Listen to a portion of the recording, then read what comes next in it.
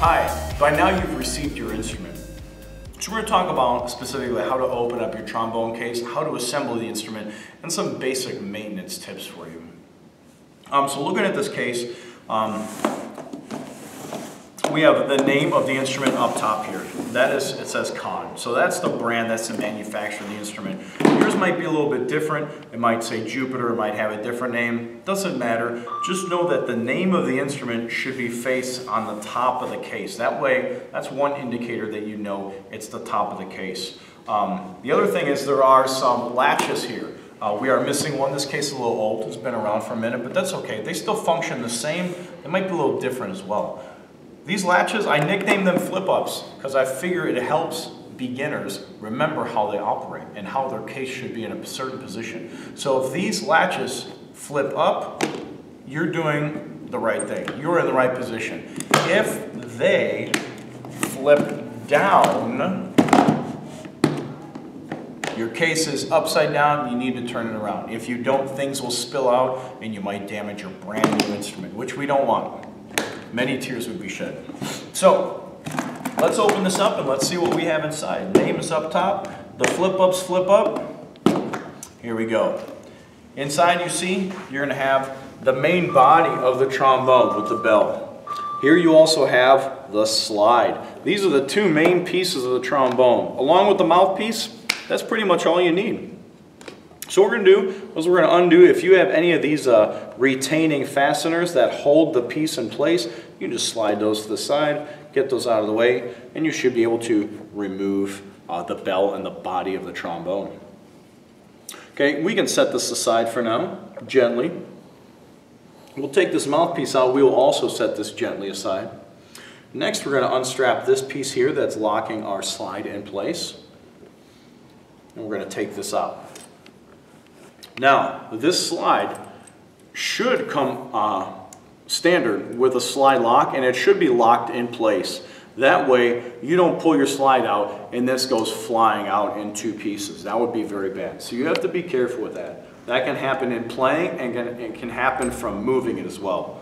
This is the slide lock mechanism right here. This locks it in place so that slide won't come out, which is very handy. We turn this to the side, and all of a sudden, now the slide moves freely. You're able to play and change notes. Anytime we're moving around, putting our trombone aside or putting our trombone away, we should always keep that slide locked. Whenever we're not playing, that should be locked. Personally, I have seen too many instances of slides come flying out. I've only, unfortunately, it's only, it's happened, but I'm glad it only happened once, where these inner parts of the slide, one piece might get bent. If that happens, you need to send it to Quinlan and Fabish and they can repair it. That's going to take some time though. So make sure, because all this, you can see, it's not, it's metal, but it's still thin metal. And if those get bent or damaged, you're not going to play. You're not going to be able to play. It's going to render the instrument inoperable. You won't be able to play. Okay, so as you see, just out of habit, I locked it up as soon as I put it back. So try to get in that habit where you lock up your slide so it doesn't go flying around.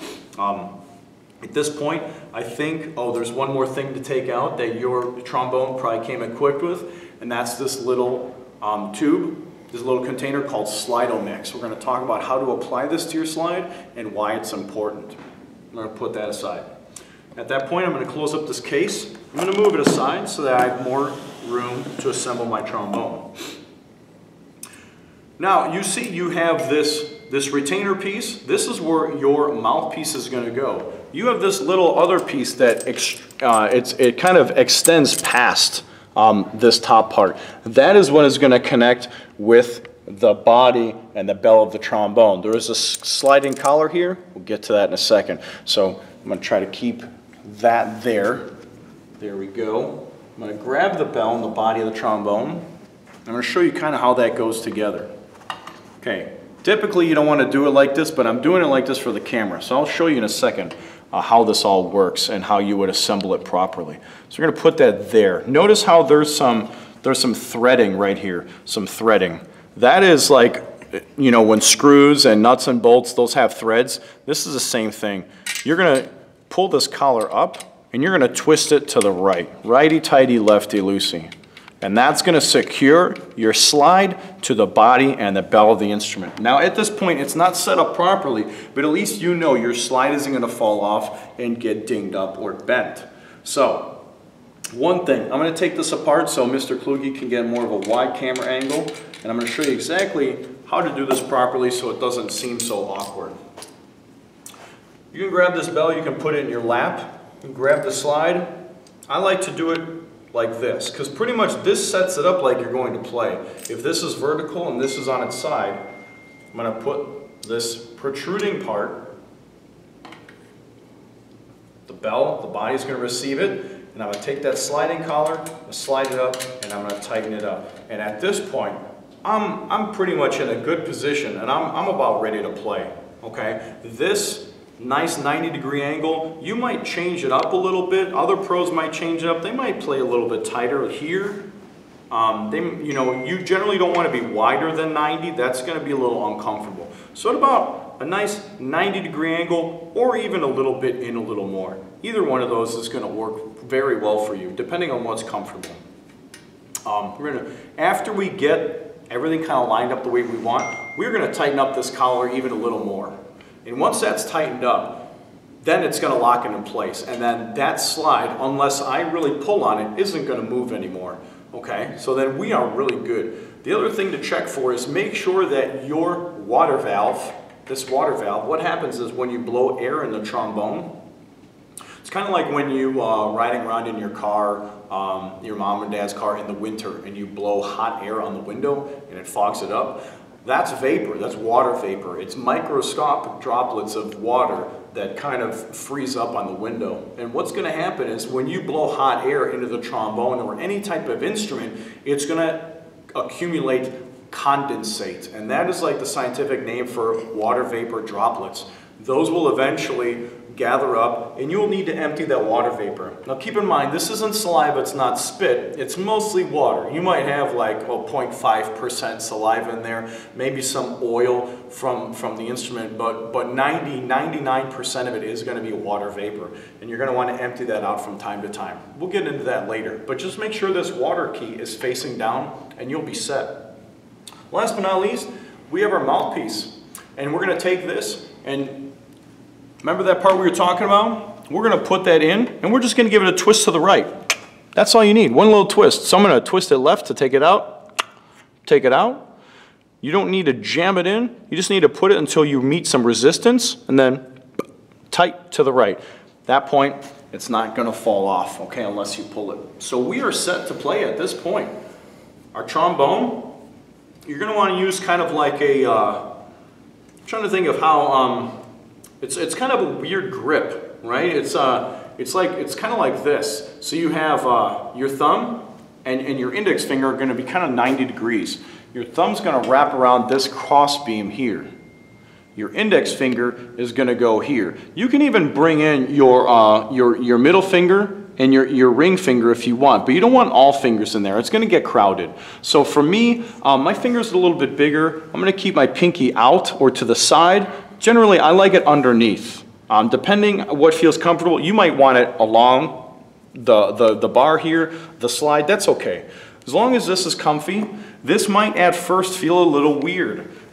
This little gap between your thumb and your index finger, there might be a little pressure there. Eventually, you'll relax all these muscles and it'll be easier to hold the more you get used to it. So kind of get that angle here. That's how my fingers look when I hold it. I like to wrap my finger, sometimes my pinky around here, if I'm holding it. When I'm playing, that's not going to work because that's going to prevent the slide from moving. Oh, and look at that. There we go. So make sure that slide lock is good. It's a little off to the side. Again, it could be maybe because, extra little insurance in case that slide lock does slip. My pinky's there to prevent that slide from moving. It's just a habit I got in when I started playing. So I will move that to the side. So now I'm ready to play.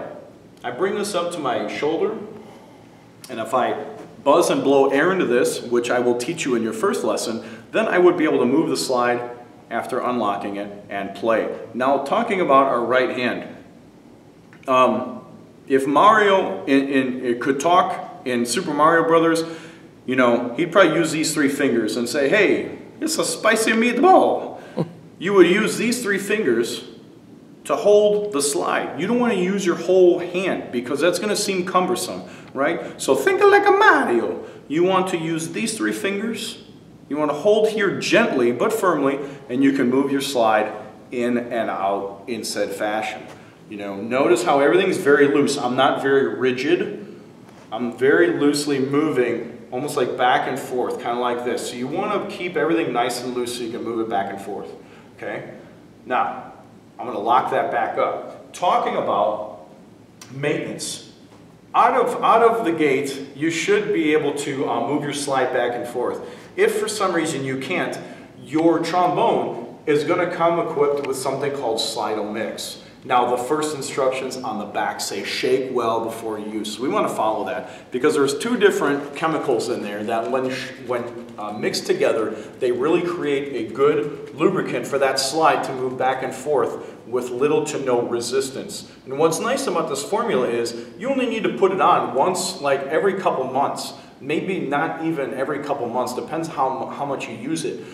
Because with this magic formula, if you have a spray bottle, like a mister spray bottle, shoots like a mist, you want to fill that with water. And what's really cool about this, all you need to do is spray a little bit of mist of water on your slide, and it will reactivate this just like it was brand new, which is really cool. This mix is absolutely crucial, and is, I feel, the best mix on the market. A lot of trombone professionals that I played with also use this. So when you apply the Slide-O-Mix, all you need to do is take a couple drops up here, maybe in the middle, and then down there. So you see I left a couple lines. I'm going to do the same on both sides. I'm going to go around, and at that point, you don't need a lot, just a little bit. And then at that point, I'm going to move the slide back and forth. I'm going to work the Slide-O-Mix in, and you're going to feel it just glides. It's really fast. So what's really nice about that is that it makes it effortless to play the trombone and move this slide. If this gets gummed up, it's not going to be as much fun to play, okay? Now, as is typical, notice how I'm putting my pinky there before I lock it. It's just, like I said, it's a habit that I got into just for extra insurance. Now that is locked, everything is good to go, okay? Now let's talk about putting this instrument back in its case. I'm going to actually set this instrument down gently. Grab my case, open that up, face it sideways so you can see everything. There are nice pockets here for things, so this pocket, I'm going to put the Slide-O-Mix back in. I'll close that pocket up, we're ready to go. Just like I put my mouthpiece on, I'm going to give it a little turn to the left, and that should pop out and unscrew no problem. This case comes equipped with a little indentation for your mouthpiece. Yours may or may not have that. If it doesn't, this pocket right here with the Slide-O-Mix usually is where the mouthpiece would go, and there's usually even a little snap, like a clasp, that'll hold that so your mouthpiece won't fly around while transporting your trombone. Now remember this collar? We're going to give this a little spin to the, actually, let me see. Yours might spin differently. I'm going to spin mine. It looks like to the right. And then I'm going to give this a twist, gently, pull that out, and we're ready to go. Be careful that you have a good grip on this, because as soon as this comes out, you can tell it's longer. So it's going to be a little heavier towards the back end. Make sure that you're holding onto it so it doesn't drop and land on your water key. We don't want that damaged before you start to play. If that is damaged, you're going to get an airy sound and you're going to leak water all over your floor, neither of which we want. So we're going to take the slide. Notice how, if you look here, there's 2 cross-beam parts here, and there's a nice little round area here. So it kind of fits in just the way it looks. The 2 cross-beams there. You want to make sure the water key is up, that this piece isn't down, because then it won't fit in there nicely. Notice the round piece, there we go. We are set. At that point, we're going to close this up. This is to make sure that the slide doesn't scoot around when we're transporting the trombone. Now notice how this part is shaped too. There's a nice little indent over there. We can tell that's where the bell goes. Now if I try to put this in backwards, it's not really going to fit, okay? So these only go in one direction. Spin that around, and in this case, this part's a little bent, so it's not going to totally sit in this little pocket, but that's okay. Again, we have these little clasps, hold in the mouthpiece, hold the body of the trombone as well as we can, and that should be pretty good. All right, from there, we're going to close up the case.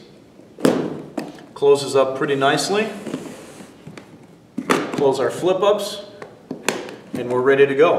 All right, I'm looking forward to teaching you how to play and teaching your first notes in your first lesson. One thing I want to talk about though, make sure you don't open this case up on a chair. I would say this is less likely with trombone and more likely with flute clarinet as the cases are kind of smaller. This is a bigger case, so if I got into a chair, it would be very uncomfortable to try to open this up here. So just make sure you're sitting crisscross applesauce on the floor and you'll be all set. All right, see you at your first lesson.